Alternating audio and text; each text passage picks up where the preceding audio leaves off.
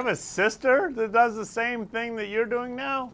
She's my cousin. Actually, I have two cousins who both also work for the Institute.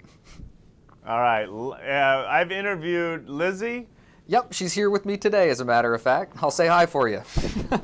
We're thrilled to have you with us. We'll be talking about some digital manners, but tell us about your unique partnership with Bank of America.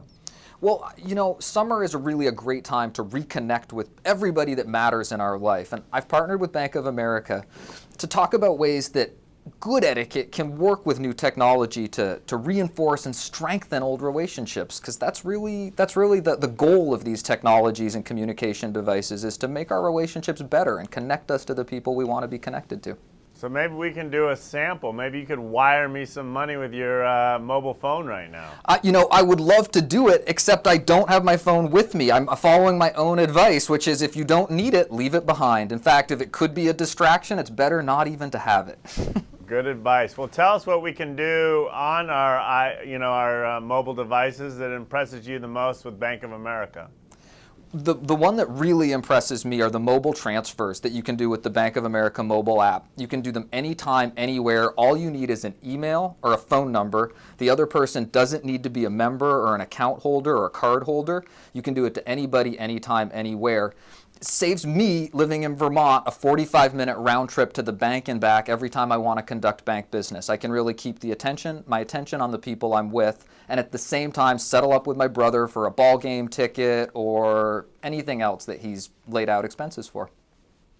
All right, Daniel, that is fascinating technology. Thanks for sharing that. Let's dive right into your book. Digital Manners is at least what I'm calling it. What are 5 things you want all of us to do when it comes to our digital etiquette? So the first one is abandon the cell phone security blanket. Notice those times in your life when you find yourself in a new or unusual situation and your first tendency is to take your phone out and do something on it that's just familiar because it makes you feel more comfortable. Notice that moment and just challenge yourself to leave your phone in your pocket or backpack or car for an extra 30 seconds so that you start to draw out the amount of attention you've got for the location that you're in and the people that you're spending time with. The cell phone security blanket is really such a challenge to get away from, and you got to start to build the new habits that are going to replace the bad habits. A second tip is when you're operating in social media spaces, think about the relationship that's being served by the communication tool that you're using. That electronic brick wall sometimes makes it difficult to moderate our behavior or judge what's appropriate. And if you think about the relationship, think about the person on the other end, that can really help to hold yourself accountable to that relationship in a way that matters and is going to be functional.